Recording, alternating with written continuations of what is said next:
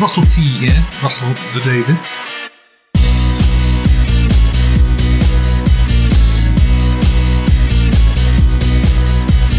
Russell the Davies, Russell the Davies, Russell the Davies, Russell the Davies, Russell the Davies, Russell the Davies. Years and years and years, yeah. It's Rusty's brand new show. Is it keto? Clear away those fears, yeah. It's Rusty Davies, count the miles down the road. Years and years and years, yeah. Let's watch a brand new show. His chip not blows. Clear away those fears, yeah. Let's watch a new show, cause Doctor Who sucks. Who cares about years and years? Episode 4, 2027. So we're 4 episodes in now, only 2 left to go. I'll ask in a second what we all thought of this latest episode, the 4th episode, but since I already know from the previous discussions what you guys, Ingiga and Dilb, think of the series, I'll firstly ask you, David, what you've been thinking of the series so far. Up until the new episode, I've enjoyed it. I think I've had reservations. I think it's a very, as someone said in my Twitter feed the other day, it's a very unsubtle series. Which, I mean, Russell T Davies, I don't think, he's an amazing writer. Yeah. I don't think he's particularly known for his subtlety. Particularly unsubtle because it's beyond satire. It's just blatant political commentary, which I really enjoy. But it's certainly, it's got the potential to really go pear-shaped if the handling of certain issues isn't done in a certain way, because if everything is just text, there's no subtext, so when it goes wrong it could potentially go really wrong. So I was a little bit reserved about certain plot lines, and then kind of came to this episode and felt even more reserved after the opening 5 minutes. Alright, well, before getting into those minutes and those reservations, Ingiga and Dilb, how did you guys find the episode? Was it the best episode yet? Maybe. I'm still not quite sure I'd put it above episode 2, but it was certainly the most dramatic out of the 4 so far. Yeah, I'd say definitely up there. I mean, they've all been just sort of not impeccable, but great. I think it was definitely the tensest. I think it's hard to top this whole ending sequence with Daniel and Victor. I think even if that had been mishandled, if the episode had been really bad, under r.t.d's view of the world, it could have been so bad that it circled around to being good. Under horseshoe theory. Is that baiting us to talk about that bit? Well, baiting me, I suppose. Yeah, let's talk about that. I think to start with, it's kind of funny, the idea that a sort of a far left movement would be able to agree with each other to overthrow a bunch of, presumably sock dems. It's just, I feel like just in reality, there's just be so much hand-wringing about, guys, is it tactically advantageous? Should we do this? I don't know. I don't know. It just seems like some sort of massive far-left revolution seems more likely to happen under, a status quo of, I don't know, neoliberalism or something, rather than some nice milquetoast socialist Spain thing. But, I could be talking horseshit. But well, speaking of horseshit, the horseshoe thing is probably the more interesting aspect of this, and it reminded me of the quote that r.t.d gave to Viv in episode 1, which is about how she missed the days when the left was the left and the right was the right, implying that obviously you can't tell anymore because there's now some ambiguity. And r.t.d said in a recent interview that occasionally he gave Viv statements that he himself agreed with, such as the one in episode 2 about porn being streamed to all the children, and I wonder if that was another one, because this whole thing about if you go too far to the left you'll meet in the middle, certainly the way it's kind of given to Victor and positioned as an explanation for what's happening politically does give the sense that this is how r.t.d himself is thinking. And okay, I'm gonna let someone else talk before I launch into a spiel about that. So go ahead. What did you guys think? The strange inclusion of horseshoe theory in a Russell T Davies series kind of took me by surprise. I thought they were left wing. You go far right, you go far left, eventually you meet in the middle. Party that got so far left it went right. I'm really not convinced by the idea that a far left party would start deporting immigrants. I think that's a ridiculous notion, and I was very surprised to see that come up. But once we got past that, which didn't take too long, I mean, that was just the setup. That was just kind of giving them a reason why they had to get away from Spain. And once we were past that, actually, I just love this story. I love this whole story. I thought it was absolutely fantastic. Yeah, I think the heart of what Davies is doing here, always works well, but a lot of the little specifics that he uses to get there rankle now and again, like a few dodgy lines, yeah. But that Spain situation, that really was interesting when it got past the Victor's horseshoe theorizing, for sure, yeah. I particularly loved, before we had the montage, we have every week, of how society's getting more dystopic, how the gunshots kind of bled into the kick drum, starting the montage music.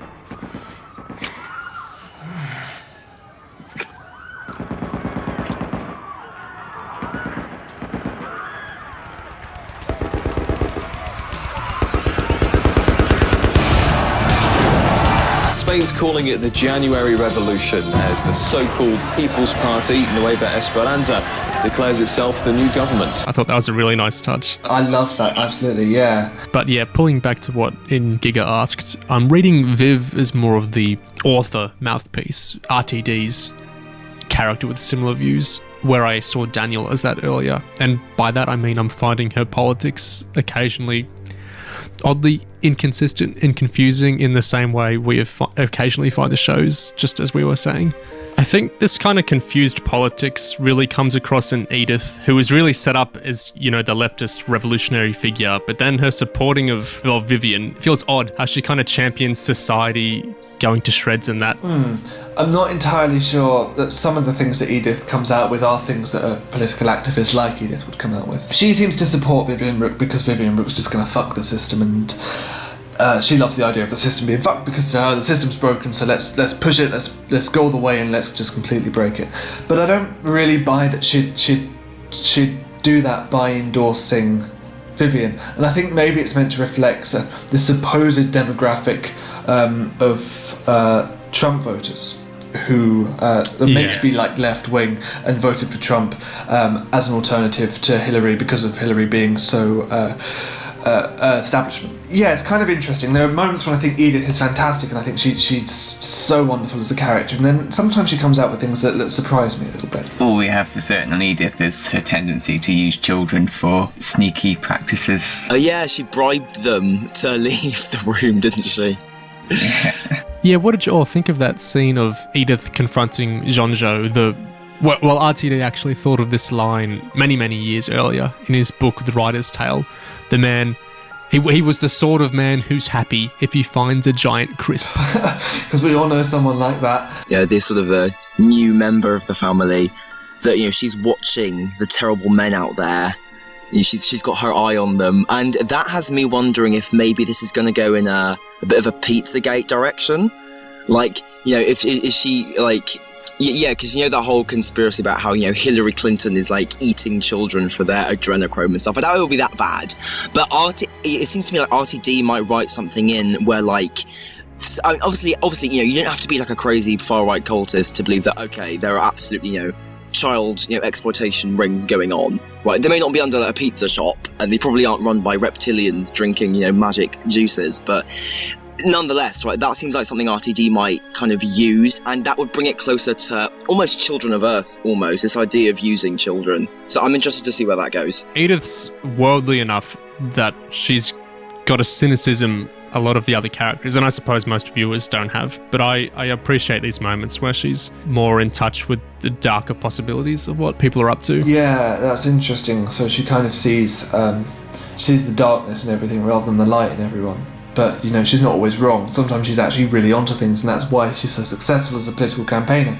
Because she looks at a hugely successful business and she sees the exploitation that's going on underneath. Pulling back to how, Gig, you mentioned Torchwood, Children of Earth, there was another thing from r.t.d's old book, The Writer's Tale, where he was kind of wistfully thinking of... I'll just read it out loud. So, open quote from the book.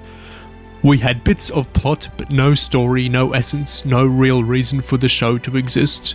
This is Torchwood, Children of Earth. "So I took a deep breath and, I gave away one of the best ideas I've ever had. The point being, it wasn't a Torchwood idea. It was a notion I've had in my head for about 20 years, and a series," this is the series that would eventually become Years and Years, "and a series that I've always been dying to write, and something I talked about at length with," and he lists some producers talking about how he wanted to make it one day and that they loved it. "It was essentially a family drama in which the world goes to hell ending with our nice, safe, comfy Western society descending into anarchy or a military state. Those nightmare regimes that we see, you list some nightmare regimes, but right here on our doorstep, with ordinary people like you and me, and our mums and dads, and our brothers and sisters, not just watching it, but part of it. Brilliant idea, and now I find myself using it up on Torchwood. I love Torchwood, but this was a good 6 hours of drama, maybe 12 hours, maybe 3 years of drama that I've been planning for decades, condensed onto the ending of a sci-fi spin-off thriller. So the raging that I mentioned, that raging has been me. Countless times. Yeah, I think it was a bit absurd for r.t.d to sort of hand-wring over, oh no, I'm using this idea, I'll never be able to use it again. It's not even, this and Children of Earth, obviously Years and Years hasn't finished yet, but they're so different fundamentally already. So clearly the idea is rich enough that you're able to get more than one thing out of it. But yeah, it is cute to see these things kind of carrying over from earlier on in r.t.d's career. In Children of Earth, the fear was the government efficiency. That was so good at getting, the children to give to the aliens and all that. The fear was the effectiveness of the government there, where here it's the ineffectiveness of the government is more what's scary. Yeah, I think this is a story that Russell T Davies has just been telling really through his whole life. A long story about how humankind responds to catastrophe and about how, when there's a catastrophe we kind of make a new one in response, and I think that's there through maybe not so much his Doctor Who work, but I think it's there through both his Torchwood seasons, and certainly there through Years and Years, and probably I feel like he's probably put it in other things as well. I've always found this interesting tension with r.t.d in that I suspect he's quite a cynical man in some ways, in terms of his views on, human nature and religion and a lot of things like that. But a lot of his work, he very pointedly tries to not be like that or send a different message. He has that quote about something he loves about fiction is it's the only place you can believably have a happy ending. I do think everyone dies in the end. I think it's part of the point of fiction that's what I love about fiction, is that happy endings, sad endings, they're entirely imposed. And that's why I especially like writing happy endings, actually, because I think in the real world they don't exist. There's no love story that lasts, because one of them dies first. And I think when people strive towards realism in drama, and when they start defining drama as tragedy, saying if it has a sad ending, therefore it's good, and therefore that's drama, I sort of think, well, the real world does that. That takes care of it for you. If it's an artificial world that you're shaping, you can actually push it into a happy ending, because life won't do it for you. And his most successful work, Doctor Who, was full of unbridled heroism a lot of the times, and faith in humanity, sometimes to, silly degrees. But it was contrived happy endings for certain characters. And then something like Torchwood, especially Children of Earth and Miracle Day, I feel like are more kind of his default mode, if not necessarily his better mode, but I feel like that's the kind of way he writes more naturally, is this darker view of human nature. And it's interesting in this show seeing him play with that, because he still is, is injecting the humour, and he's got the kind of folksy domesticity. But I wonder the tone of the ending, what's that going to be? If it's going to be one of those happy endings he thinks are more believable in fiction, or if he's just going to keep extending this dystopic stuff to, a tragic endpoint. I think a lot of the time he purposefully skates the line between despair and between hope, and you get a show like Cucumber, where it's I don't think apparently either one or the other. I think I wouldn't describe Cucumber as really happy or sad. I do think maybe the default mode of writing for Russell is profound tragedy with just a moment of grace right at the end. He always saves his moments of grace kind of for very close to the end or right at the end of the story. I think what's most likely, in my opinion, is that sort of a setting of basically sort of general dystopian tragedy, but finding the light inside that, having maybe something of a bittersweet conclusion. That's what I'm anticipating. This idea that people will still be able to come together and sort of find joy in life, even if everything falls apart. That seems where it's headed to me. Stability may only be found with the family being under one roof. I think it's going to end on a note of, Muriel being the figure of stability, because she's the one who's sort of anchored to the past more, and she's sort of refusing to really put effort into engaging with things like Signor and this new technology and things. Yeah, I've been saying this since the first episode, that I'm sure it's going to end in a kind of breakdown of the nuclear family and a return to that more multi-generational, closer bonds with the family. Like phones and that technology might still be around, but families will be much more concentrated into bigger units, I think he thinks that's better. It's just my suspicions from the show, and that he's going to keep on that drum of, them living in the same house.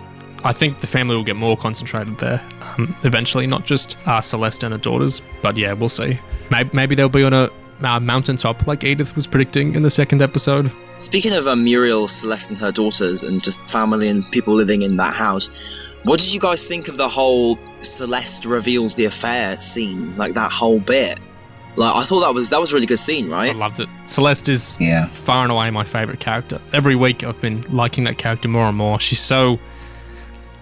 you empathise with her so much. And the actress, I really like how it's a more understated performance than some of the other ones. It's a lot more facial acting, really seeing her emotions in her eyes and stuff like that. The acting's just been incredible, and it's just getting better and better. There's so much strength and pain there. I just really love the character and how she's handling the situation. She must have felt so trapped, like she was saying, and to force Stephen to kind of that honesty and humiliation in front of everyone. I thought that was fantastic. And of course, Gran would ally with her and agree that Stephen had been, cyclically doing what his father did. Those bad family patterns. It was all very well done, I thought. Good on Celeste and Gran. Yes, that was nice. That was really nice to see. I mean, that's the old trick, really, having two characters row and then unite over something, over a common enemy, and it's really heartwarming. And loads of shows have done it, and it never gets old.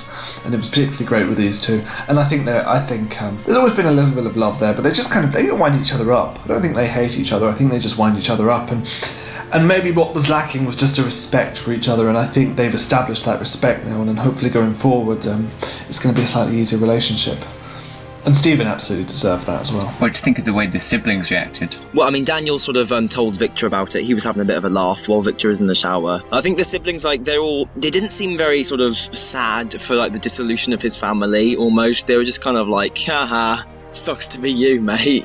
It's sort of like they're not really invested in Stephen's goodness, so to speak. They're just sort of they're able to sort of laugh at his downfall a little bit, which I thought was very interesting. It's very sort of complex. It's a show that's certainly more complex than certain other shows, and so we're all very glad that it exists right now. I wonder what, sort of led to it being made now? Why did it have to be this year? I think we know.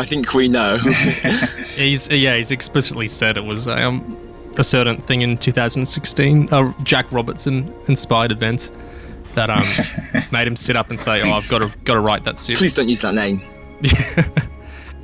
You mentioned the whole government efficiency thing. I think, as in light of what's now happened in this episode with Viv becoming PM, I think we will start to see more of that Children of Earth, brutal government, bureaucracy and just complete, coordination. I think we'll start to see more of this dystopian government element from Turn Left coming back. I think that's such a running theme with r.t.d stuff. I think we will start seeing that from now on. I think it will become more like Children of Earth. I swear, I'm bringing up the music now, but I swear this is actually to eventually circle back to Turn Left, like you brought up, Gig. But so first I'll ask, what did we think of the music in the episode? Like the ending credits music at the end there, when the BBC announcer wasn't vocalizing all over the top of it, at least. More deadly drama. Catch up with the cat and mouse chase everybody's talking about. The Killing Eve Series 1 box set is available now on BBC iPlayer. Oh, well, don't get me started on that. That's been annoying me constantly with everything with Gentleman Jack, where I couldn't even hear the lyrics of the closing music because the BBC announcer talked over them. So that was very annoying. That was interesting because that was the cliffhanger music that just very, very subdued. My God, though, I loved all the music this episode. I thought it was sublime. I loved the music when they were getting in the boat. I loved the music all the way through, but particularly with Daniel's death. The whole score from the scene on the beach to Victor arriving back at the house was just incredible. It was like Doomsday, really, for Murray Gold. It was that kind of level. It just tore me apart because we'll get to that scene eventually, but that scene did so much to me, and the music on top of it. It was probably, for me, the standout track of the series, and I'm already working on rearranging that because I think that just needs to be had. Speaking of his Doctor Who music, the music really reminded me of, I don't know if you remember, A Dazzling End from Turn Left. Same thing, yeah. It had a really similar tune to what was going on. There's guitars.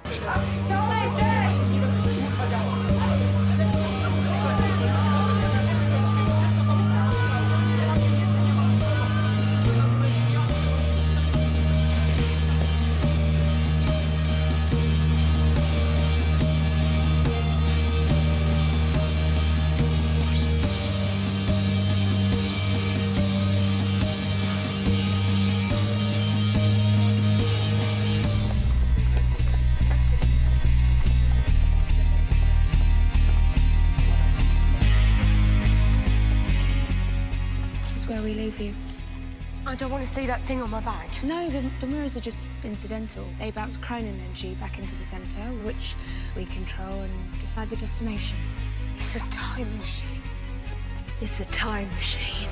Yeah, do you know, I hadn't really thought of that. I'm going to have to re-listen to that now. Yeah. I thought the version of the end credits this week was really good, wasn't it? Just, stripping out all of the instruments and just making it quite sort of serene, almost, in light of what had happened. And also the total lack of a Next Time trailer helped as well. And the music when Victor was in the bus coming back to the UK, I really liked that. Those kind of distorted guitar notes, that kind of post-rocky sound, I thought that was really nice. Very Doomsday, and the fact that, it starts on the beach with the piano, and it just builds into this really phenomenal guitar part. Are you on your own? There's no... What's your name? There's no... Got any paperwork with you? There's no...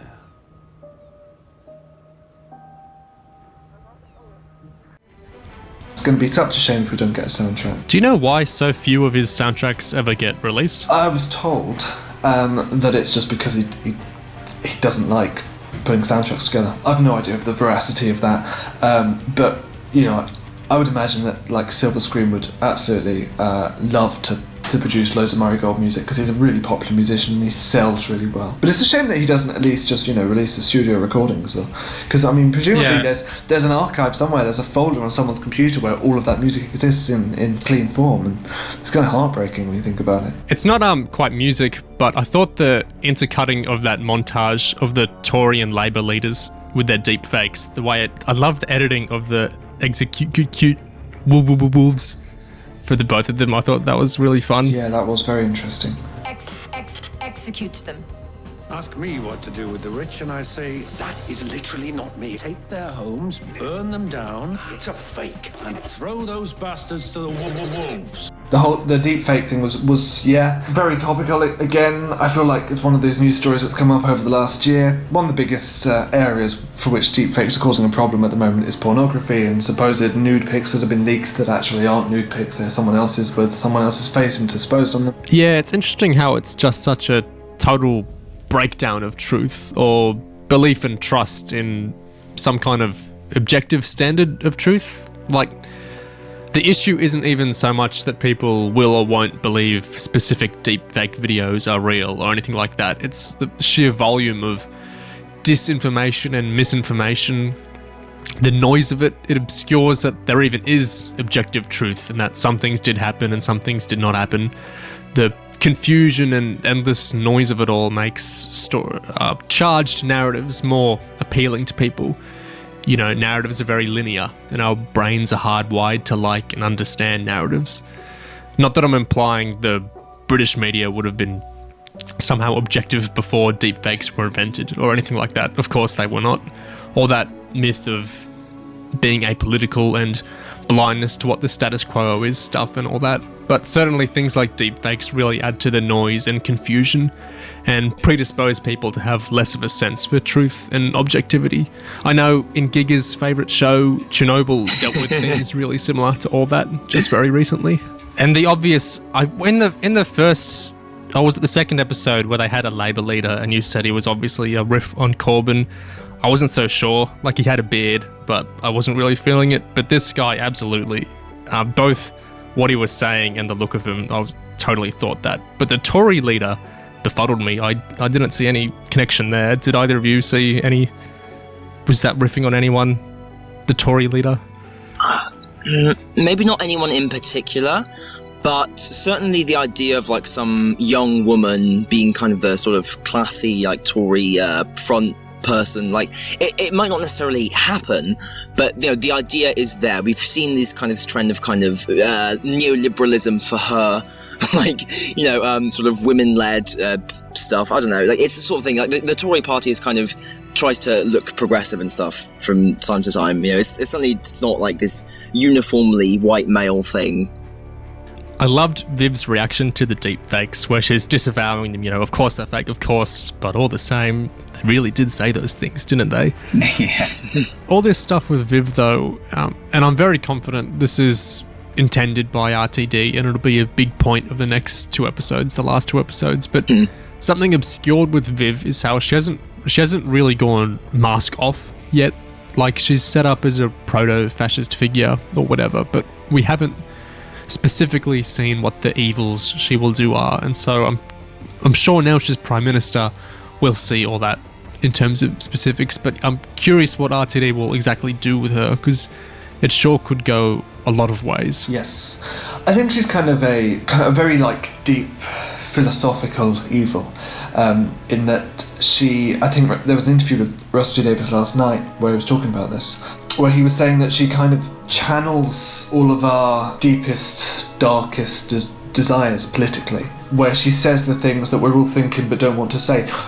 You know, not suggesting that we're all thinking the things that Vivian Rook thinks, but I think everyone at some point has thought for a moment about at least one of the things that Vivian Rook has said at some point. She's articulating every dark thought we've ever had, and most people have those dark thoughts and think, oh no, I shouldn't have thought that was a terrible thing. And actually Vivian Rook's out there vocalising those dark thoughts, like last week with the IQ test, you know. Who hasn't thought for a minute, oh, you know, most people who vote don't really know what they're doing, we could start regulating it, and then you go down that track for like 5 minutes and you think, no, that's a terrible, terrible idea.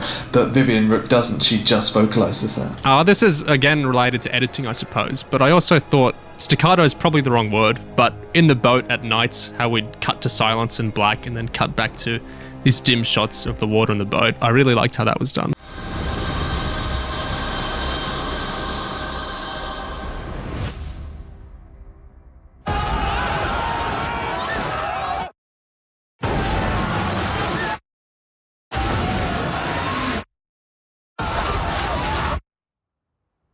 Yeah, that was great, and the suspense really of you know, you get the very quick like 3 cuts I think of the journey, and then that long suspenseful shot of the beach, and you see the bodies in just a moment of sheer, oh my god, what's just happened? Is Victor dead? Is Daniel dead?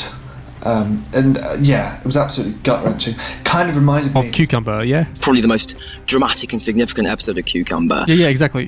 Do you want to describe the similarities, Gig? There's some editing very much like that. These hard cuts to black and very brief flashes of stuff. And I swear to God, it's the most haunting moment in r.t.d's entire career. It gave me fucking nightmares. So I was very happy to see that technique kind of brought back. And it was also brought back at quite a fitting time as well, because we're dealing with sort of death and sort of horror, and I have to say, like, it kind of, it's going from that to the reveal that actually, you know, Danny is just drowned, like that caught me off guard still. Like, I was completely like, whoa, oh shit, I didn't expect that. So yeah, what did you guys think? Well, Russell had an interview with the Radio Times this week where he went into that decision to kill off Daniel instead of Victor a lot. And initially it was scripted for Victor to die, and so he'd been proceeding with that, but it felt kind of off.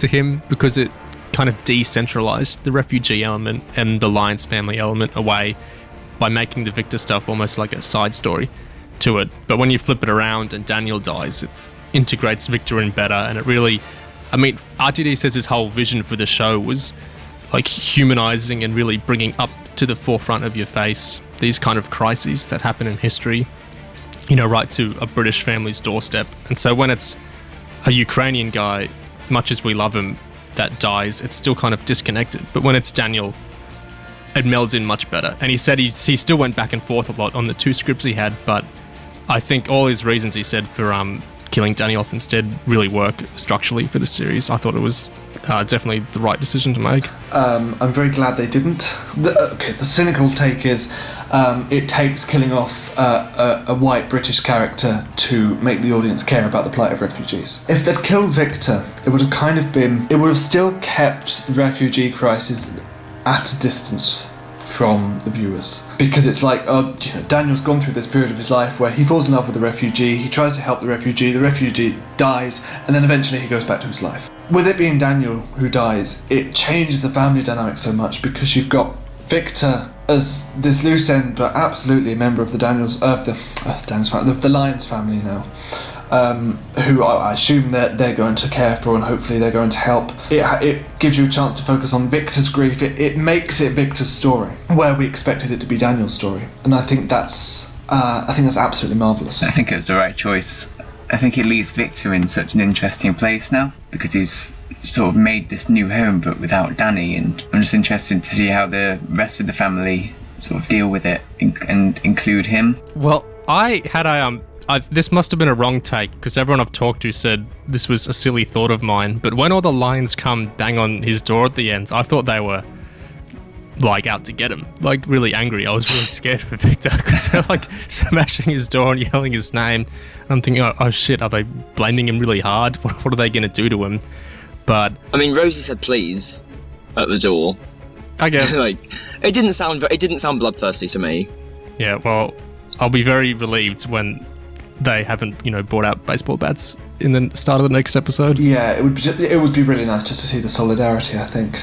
Yeah. I think this decision to kill Danny and leave Victor alive, I think it makes so much more sense to me, because with Danny now you have almost this tragic arc that seems to just make just so much sense for the show. You have the dramatic irony of him sort of fulfilling his mission to bring Victor home, but dying in the process. You have almost the payoff for maybe not necessarily hubris per se, but almost just the sheer kind of chutzpah of his whole venture and his insistence that, I can do this, we're clever, we're not stupid, we can make this happen. And we get just sort of this, it just makes so much more sense, and it is so much more interesting, like you said, Dilbert. This is absolutely the right choice for the show. And I think what you get is that this ending, which I think is incredibly powerful, of the family, rather than just sitting around and kind of mourning Danny, immediately all of them, including Celeste and Muriel, they're on their feet, they're in the car, over to go help Victor and find Victor, because Victor is nonetheless, as much of a member of the family as Danny was. Right, they've taken him in, and they will drop everything to do what's most important at that moment, which is look after one of their own. And that is very Davies to me. This idea of just total familial bonds and devotion, and just seeing that expressed in sometimes slightly unexpected ways. What the other thing about the decision that I think's really Davies is that the scripts were late enough that Russell Tovey had already been contracted for 6 episodes. When r.t.d changed his mind about killing Daniel off, so he had to give them the call that you're actually only going to have to appear in 4. What if he's a ghost in episodes 5 and 6? We get flashbacks or something. Some of that Grace Graham influence from Doctor Who. Yeah. Hauntological. I mean, the show is already more hauntological than Series 11, even without any ghosts. So, let's be real. This is another thing just interesting from that r.t.d Radio Times interview, where r.t.d was kind of, he wasn't resisting because there hadn't been reaction to it yet, but he was talking about if people would take Daniel's death as a bury your gays thing. He thinks he'll get some anger over the episode because of that trope, and that it's a gay character dying, being seen as disposable, but that he thinks what works about it is that the gay characters are firmly in the center role. You know, they're the lead. It's their story. Well, no, I won't connect this to Thrones. Don't worry. But he says, I don't think of Dany's death as gay. It's the central plot of the whole show. It's the hero's journey. His little Did he just say glimpses that? This is what r.t.d.'s saying. Did he actually say it's the central plot of the whole show? Yeah. Because, okay, I'm going to slightly vindicated here. This is what I've been saying. Yep. Okay. It's the central plot of the whole show. It's the hero's journey. And his little glimpses of vanity in that episode are the hero's crucial flaw. I think the anger about dead gay characters comes from the fact that once dead, the rest of the drama then straightens around them. But that doesn't happen here. Victor is still very much alive. And then he goes on to spoil some stuff that I won't repeat. But yeah, so I thought that was interesting stuff for him to say about how it's not really the trope in his eyes, because it's not dismissive or disposing of them. It's very centering. It's like, you know, an actor, if they get Macbeth, they're not going to be pissed off because they die at the end. It strikes me that none of the siblings at this point have stable romantic lives, do they? Like, between, you know, Rosie kind of cycling through men, Edith doing whatever the hell she's doing, Stephen's marriage just dissolving this week, and obviously everything that happened with Dany. It's like you just... Yeah, I mean, Muriel said that quote to Stephen, that you are your father's son. And I wouldn't say that, you know, applies to all of them, but there's just this uniform sense of chaos, like, affecting all of the siblings.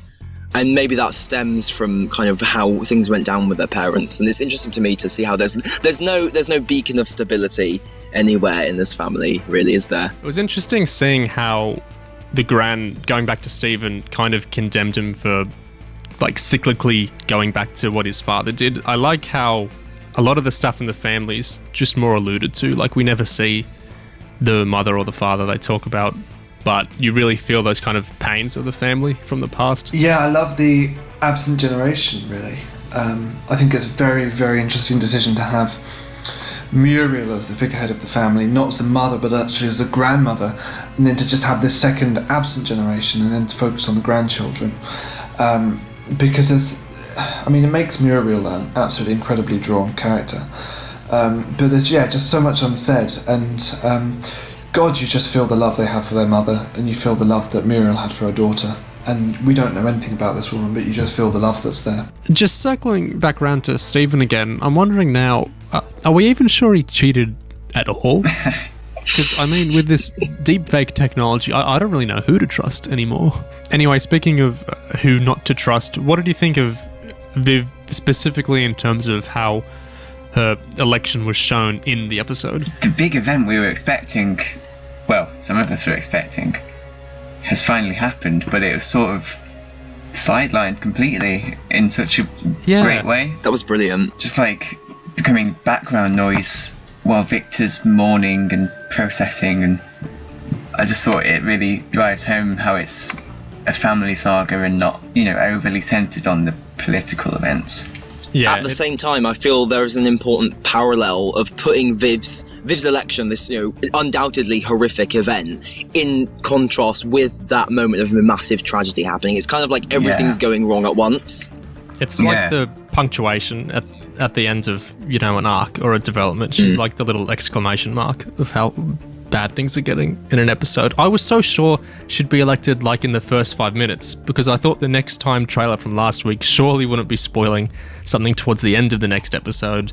But I was happy, even though it did show up pretty much at the end, because it was such a nice little grace note there for Victor's state of mind there. And it does make the trailer something of a good misdirection as well, doesn't it? Because, the big event is going to become PM. Just kidding, we hid the real spoiler from you completely. Well, they've hid the next time trailer completely this week, and I don't want to find it. Yeah. If could smash the system. Tell you what's weird, though. Do you remember years ago, we used to think the news was boring? Oh my God, golden days. The news would come on and we just yawn. Now we hide. I have to hide my eyes, literally. Didn't we already have that conversation in an earlier episode? I swear there was something very similar.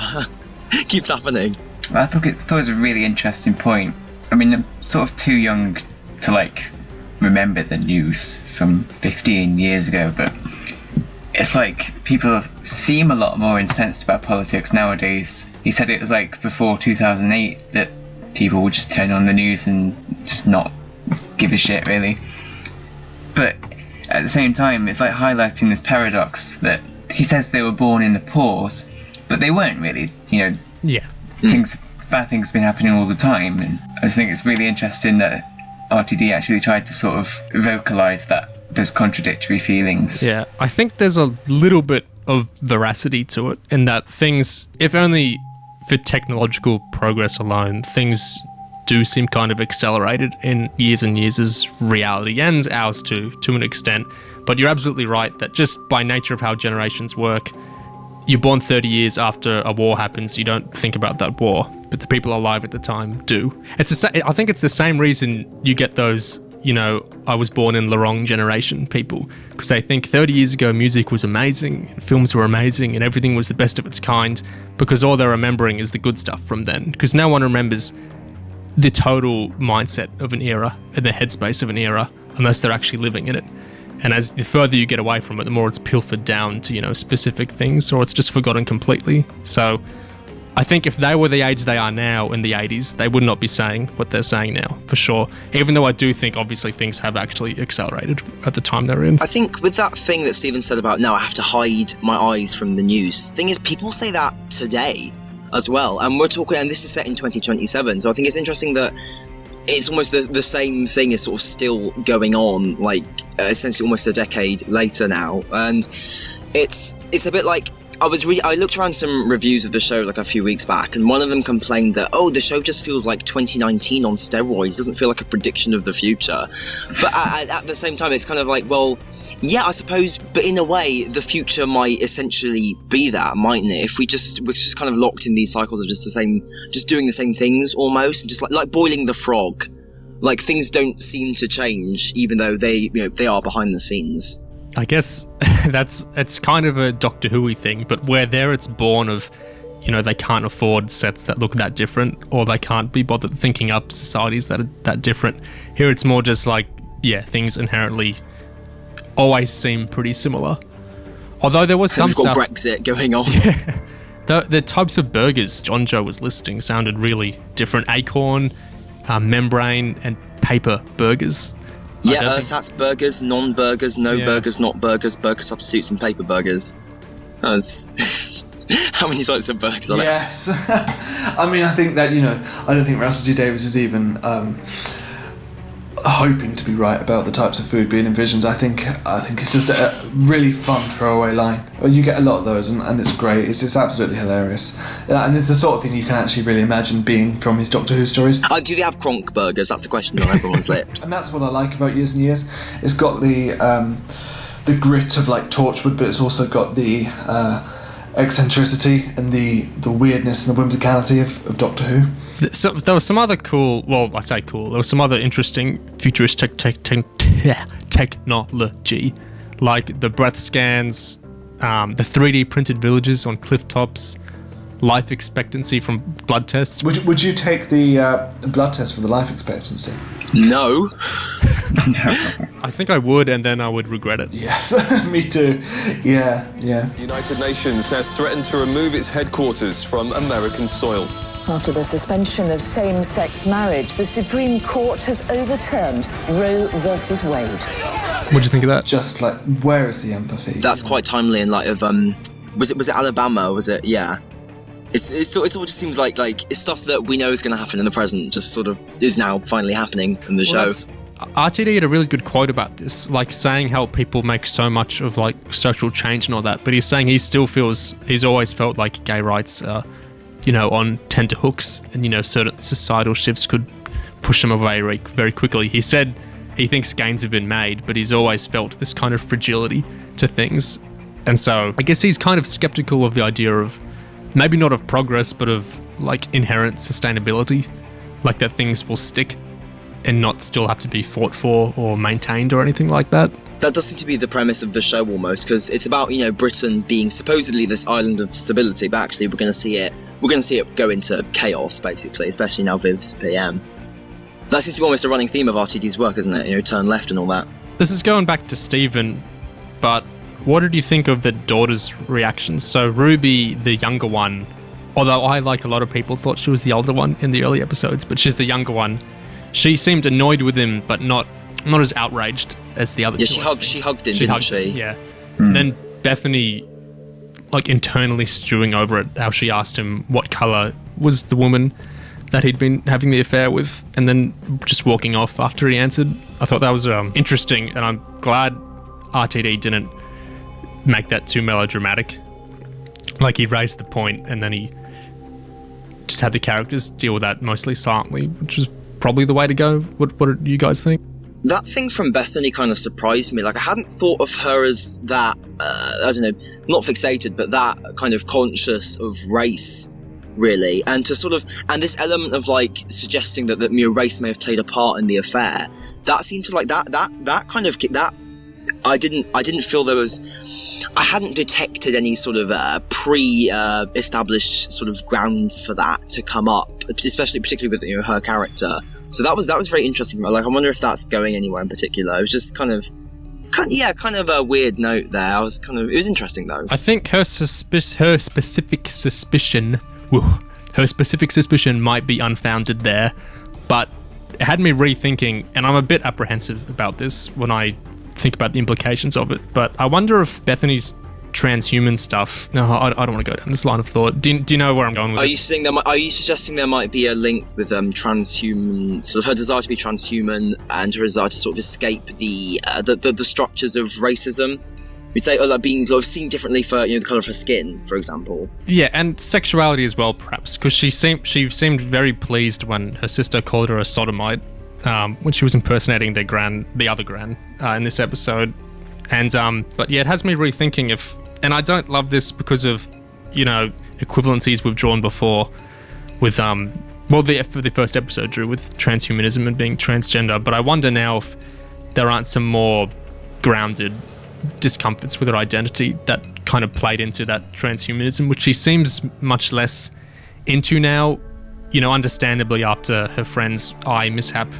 And also, r.t.d said they couldn't afford doing the digital effects for the Snapchat filters after the first episode. He'd written them in more, but he couldn't afford it, so he had to cut that out. So who knows how intended this is, but yeah, I'm thinking it's a more complex interlinking of discomfort about her identity now. I don't know if this is a good direction, but yeah, that's what I'm suspecting now. I wonder if he's positioning transhumanism as like an affront to these kind of family values. So part of her arc is to move away from it and more towards the family. It's weird because I think, like, burying your face in your phone at a family gathering is obviously an affront to family values, but Bethany's, like, she uses her hand as a phone, fine, but she doesn't seem, a quarter as buried in technology anymore as she did in the first episode, even though she's had more transhuman, like, adjustments made to her. So I wonder if it is, it's a more general point about technology. Like, we know Rosie's oldest son usually has that VR thing on his head, and he's not, getting anything implanted in him, but that's probably more an affront to family time and family values than getting all those chips inserted in your hand. Yeah, because things like Signor and the hand chips are really they only serve to make you more connected, I suppose. Are we going to talk about Lincoln? I mean, as Mirrors would say, this is a great conversation for a group of cis-ish guys to be having. This seems to be a running theme in the podcast now. But well, hey, these discussions, these review discussions, they're always open to any trans listeners if they have any interest in appearing on one of these discussions. I'm just a message away on Twitter. But yeah, I know what you mean. And we have spoken before to things r.t.d is doing here with issues in how he draws an equivalence between transhumanism and being transgender, or as his characters call it, being transsexual. An awkward line, incoherent even, in how Bethany's parents speak it, in a moment played as clueless adults unsure of what's apparently wishy-washy, ever-changing terminology. But then it's also sincerely used by Bethany, the young daughter, very much positioned as the forward thinker. So it's just completely out of sync with the actual usage of the word in real life, and it doesn't make any sense as an intentional, scripted, like, linguistic regression or anything like that, because of the doddery, befuddled way Bethany's parents talk about changing terms. And then, apart from that line, all the issues in drawing that equivalence at all, since Bethany is literally talking about going to a dodgy facility. Well, she was talking about in episode 2 at least, going to a dodgy facility in Switzerland or wherever to literally medically destroy her body, which is just so inappropriate when r.t.d has explicitly in the text been drawing connections between, this sci-fi, futuristic, speculative genre fiction take on transhumanism and the very real and very present and valid existence of trans people. But like how I started this topic right now, who we're talking about is Lincoln, Rosie's child, who was flagged as having a gender-neutral name as early as the opening minutes of the first episode, and who's very much taken to the ribbons Edith put in their hair for one of her capers last episode, and who is now wearing more girlish clothing consistently to the extent some of the family members are noticing. Although it's notable how relatively non-narrativized it's all been, in that they haven't really kicked up a fuss or anything. It's I'm waiting for that to pay off, really. Like, I wouldn't say that subplot kind of took great steps forwards in this episode. It's just kind of, okay, we were wearing a dress, still got the ribbons, so I say it wasn't kind of, it's just a question of which episode, 5 or 6 will if indeed Lincoln, comes out as trans, or when will that happen? Or will it be something that r.t.d just kind of saves for the final scene or something? I think it's quite bold in a way to do that storyline with the child, because, we're still at the stage where we don't see that many transgender characters in television. When we do, they tend to be adults. I thought from the first episode, each episode would be skipping like 5 years, and so Lincoln would be seeing, as an adult towards the end of the series, and so we'd obviously see more developments with them asserting who they are to their family. But I get the impression from each episode now, just doing 1 year a week. I know you've said before, Ingiga, that it'll probably ramp up towards the end, but I don't see it ramping up to Lincoln being 16 or whatever. It's meant to be 2034. Oh, interesting. Well, yeah. What year are they in now? 2027. Well, if I can very elegantly segue from the specificity of that date and at the same time shift back to being more positive about r.t.d in the show, something I do really appreciate about it is the general specificity of it. As, we know the exact reason Victor can't return to his state and the exact reason it's oppressive to him. And in general, there aren't really vague attitudes, especially positive ones about hope or unity or anything like that here. It's all more specific reasoning, specific connected global ways that connect to how problems are in societies, which is it's more a call to action, maybe, or at least it's more galvanizing of an audience, since the material relevancy to viewers' lives is, so plain. Yeah, absolutely agreed with all that. And I think, although, it has had its problematic moments, I think the inclusion of Europe and showing all the problems that are ahead for Europe is also very important. We see in years and years exactly what's happening now, which is the frontier just becoming increasingly militarized. Now, I haven't got the figures in front of me, but I remember reading that it was somewhere in the region of 2 billion euros that the EU spends on surveillance systems and borders and patrols to keep unwanted migrants out of Europe. But it only spends a fraction of that on actually looking out for the reception conditions for when the refugees arrive, for rehousing the refugees, for looking after the refugees. So basically, the whole of Europe and the EU is doing everything it can to keep migrants out.